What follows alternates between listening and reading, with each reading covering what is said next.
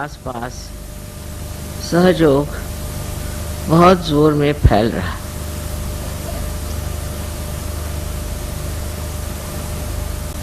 ये एक बड़ी आश्चर्य की बात है कि दिल्ली शहर राजधानी है और यहाँ अधिकतर लोग सत्ता लोलुप हैं। जो सत्ता पर है उनके आगे पीछे लोग दौड़ते हैं। लेकिन ये सब होते हुए भी अपनी आत्मशक्ति को खोजना, अपना आत्मबोध कराना और आत्म साक्षात्कार को प्राप्त होना, ये इच्छा रखना ही बहुत आश्चर्यजनक है। मुझे ऐसी उम्मीद नहीं थी, क्योंकि ये सूक्ष्म चीज है, अत्यंत सूक्ष्म है। ऊपरी तरह से हम हर चीज को बहुत मानते हैं। जैसे है, मैंने बहुत बार आपके सामने उदाहरण दिया कि एक सुंदर सा चित्र अगर आप देख रहे हैं और उस चित्र में बरसात हो रही है, बहुत सुंदर फूल हैं, पक्षी उड़ रहे हैं और आप चित्र को देख के बहुत खुश हो रहे हैं। लेकिन उस चित्र की जो अनुभूति है वो आप में नहीं, इसलिए उसकी अनुभूति लेने की आवश्यकता है। और अनुभूति लेने के लिए एक बहुत सूक्ष्म विचार चाहिए। वो सूक्ष्म विचार आपके अंदर जागृत हो गया, यही कमाल है कि हमने अभी तक यथार्थ को पाया नहीं, हमने अभी तक असलियत को पाया नहीं। कोई न कोई ऐसी चीज है जिसके पीछे हम भागते हैं, उसमें सत्य नहीं है। और इस प्रकार मनुष्य कहां से कहां भटक जाता है। बाह्यता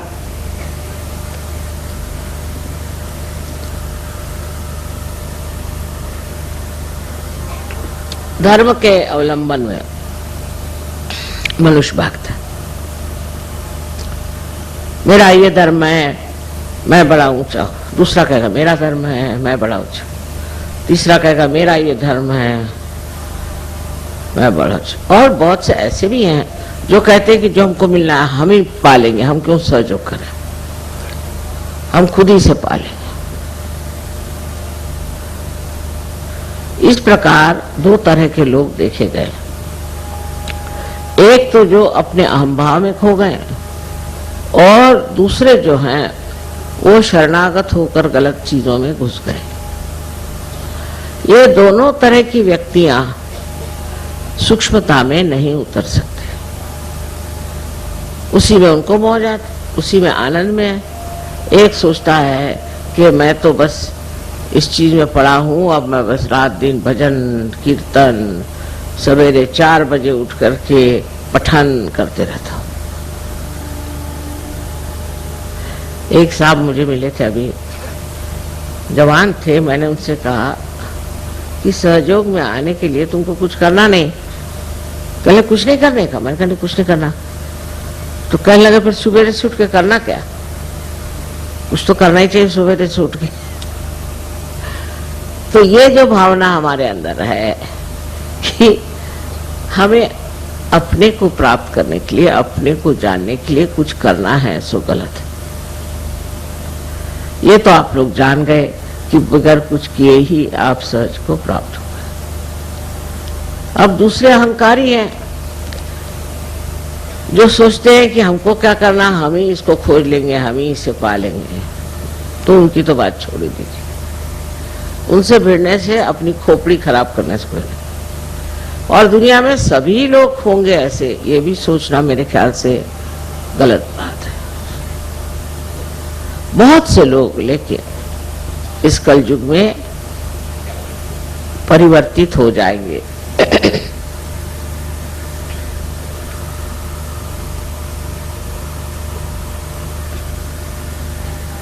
क्योंकि ये परिवर्तन का समय,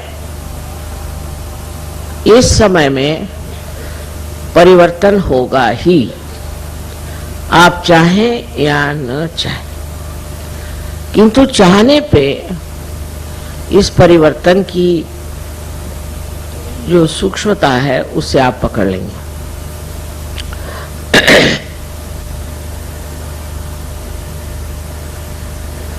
उदाहरण के लिए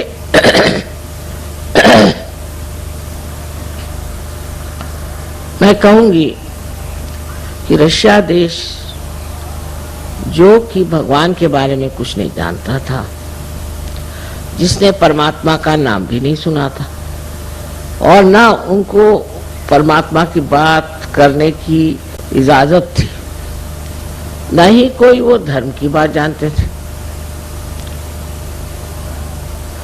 और बड़ी ताड़ना में, बड़ी कठिन समस्याओं में वो बेचारे बंद थे, घुट रहे थे। उस घुटन में उनमें कौन सी ऐसी बात हो गई जो वो सहज में उतर गए? किस बात के कारण ये लोग एकदम से सहज में आ गए? वो बात है जिसे हम कहते हैं कि अपने को पहचानना। इसको अंग्रेजी में इंट्रोस्पेक्शन कहते हैं। हम अगर ये समझे बैठे कि हम परिपूर्ण हैं तो कार्य नहीं हो सकता। हमको ये देखना चाहिए कि हमारे अंदर कौन से दोष हैं, और सहयोगी होने के बाद भी ये देखना अत्यावश्यक है। सहयोग फैल रहा है, फैलती हुई चीज फट भी जाती है, और जो हमारे अंदर सूक्ष्म से सूक्ष्म ऐसे दोष हैं वो पकड़ लेते हैं। मैं इस बार आई तो सुना कि नोएडा के जो गाने वाले थे उनमें 2 भाग हो गए। फिर सुना कि नोएडा में भी 2 ग्रुप हो गए, फिर और जगह भी ऐसे 2 ग्रुप हो गए, कहीं 4 ग्रुप हो गए, कहीं 5 ग्रुप। ये बहुत खतरनाक चीज है। अब ग्रुप कैसे बनते हैं इसको बारीकी से देखना चाहिए। ईसा मसीह ने कहा था कि बिवेयर ऑफ मर्मरिंग सोल। कुछ लोगों की आदत होती है कि वो कुछ न कुछ किसी के दोष देकर बोलना शुरू कर देते कि उनका ऐसा है, उनका वैसा है। फिर 4 और इकट्ठे हो जाते हैं, फिर 10 और इकट्ठे हो जाते हैं। आप दूसरों का दोष देखने के लिए अगर आए हैं तो बेहतर है आप किसी न्यूज़पेपर में चले जाइए। यहां तो आप अपने को पूर्णतया एक आत्म साक्षात्कारी बनाने के लिए आए। तब अपने ही दोष देखना ठीक है, क्योंकि अपने दोष हम ही ठीक कर सकते हैं, दूसरे तो ठीक नहीं कर सकते। दूसरों के दोष देखने से हमारे दोष कैसे ठीक होंगे ये मेरी समझ में नहीं आता। इसलिए इस तरह की जो एक विशेष तरह की हस्ती होती जिसे मर्मरिंग सोल कहा गया, जो दूसरों के बारे में बताते रहते हैं। मेरे सामने भी चलता है, उन्होंने ऐसे किया, उन्होंने वैसे किया, उन्होंने, आपने क्या किया?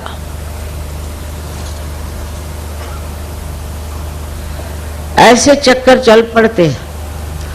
इसलिए जब सहयोग बढ़ता है तो उसके साथ ये भी देखना चाहिए कि वो तितर बितर न हो जाए, उसकी घनिष्ठता बढ़ती रहे। हमारे अंदर एक और बड़ी विशेषता है कि सहयोग का जो नाटक है उसमें लोग सोचते हैं कि लीडर माने हम लीडर हैं, वो लीडर है, वो लीडर। एक मजाक, लीडर वीडर है क्या? कुछ नहीं। लेकिन उसके लिए लड़ाई झगड़ा। दिल्ली शहर में रहते हैं ना, तो यहाँ के लोगों को देख करके आपको भी यही सूझता है, ये सब नामधारी है, इसमें कोई खासियत नहीं। मेरे कान पर बहुत सी बातें आई जिससे बड़ा दुख हुआ कि ऐसे बेकार चीजों में लोग अपना समय बर्बाद कर रहे हैं। जिस तरह से रशिया में हुआ है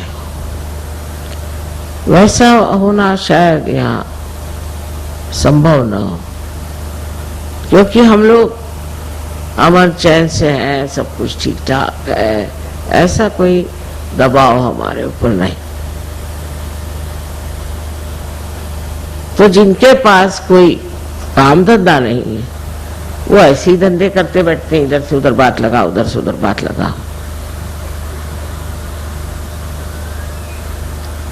तो एक दूसरों की स्पर्धा करना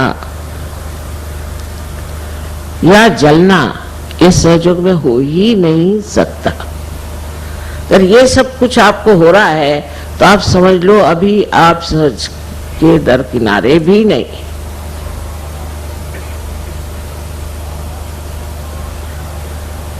अपनी ओर नजर करके देखिए कि आप क्या क्या गंदगी इकट्ठी किए हुए हैं, जिनकी सफाई होना नितांत आवश्यक। अपना देश तो मशहूर है कि हम लोग बहुत झगड़ालू हैं, आपस में झगड़ते ही रहते हैं, कभी एक दूसरे से पटती नहीं।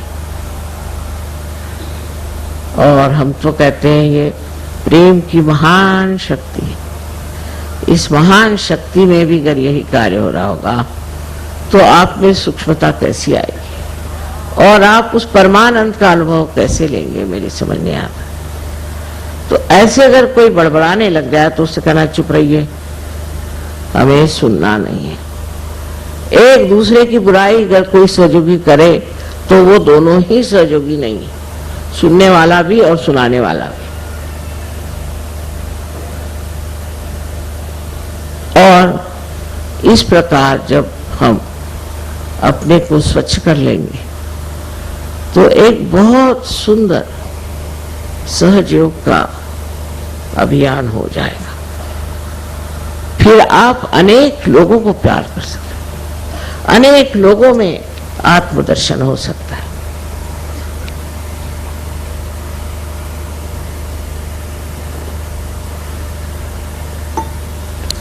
अब अपनी जिम्मेदारी को आप समझें।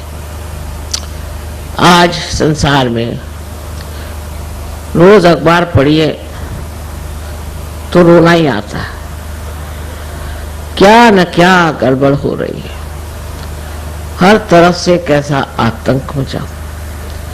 ऐसी समय में आप संत हो गए, आप आत्म साक्षात्कार हो गए, आप इतने ऊंचे स्थान पर चले गए। अब आपकी जिम्मेदारी ये है कि ये जो कुछ गड़बड़ियां हैं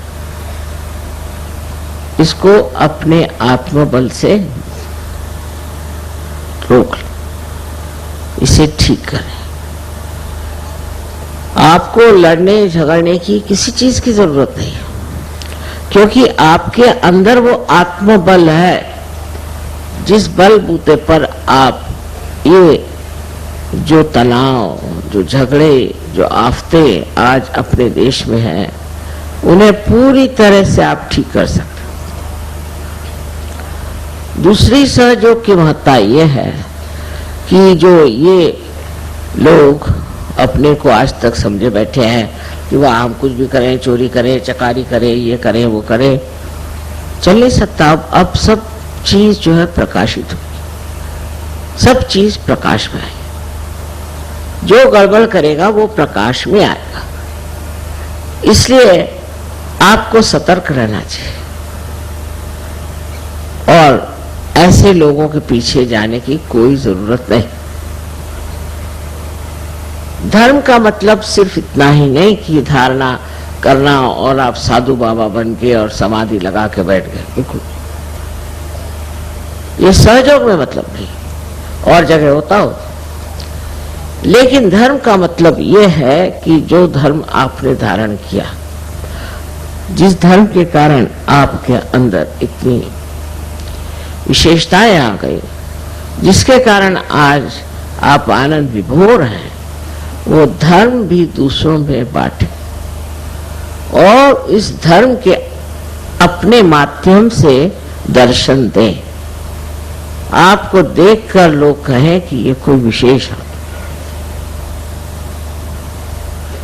लेकिन आप अगर और लोगों की तरह ही आपसी लड़ाई और तमाशगिरी करें तो कौन मानेगा कि आप सहयोगी हैं? आपकी शांति, आपका औदार्य और आपकी सहिष्णुता, सब कुछ एक साथ देख करके कोई भी अचंभे में पड़ेगा। और आपके अंदर सारी शक्तियां, आपको हाथ चलाने की जरूरत नहीं, कुछ कहने की जरूरत नहीं। करने वाले बहुत बैठे हो, आप जानते हैं इस बात को। और वो जो करने वाले हैं वो सब कर बैठेंगे, सिर्फ आप शांतिपूर्वक अडिग देखते मात्र रहें। सारा नाटक आप देखते रहें जो आप कर सकते हैं। तो एक तरफ तो अपनी ओर नजर होनी चाहिए कि मैं क्या कर रहा हूं, मैं कौन से गर्त में घुसा जा रहा हूं। ये चार लोग बड़बड़ा रहे हैं, मैं इन्हीं के साथ लग गया हूं क्या? और दूसरी तरफ नजर बाहर कि मेरे कारण कुछ लोगों को लाभ हो रहा है कि नहीं, कि मैं अपने स्वार्थ के लिए सहयोग में आया।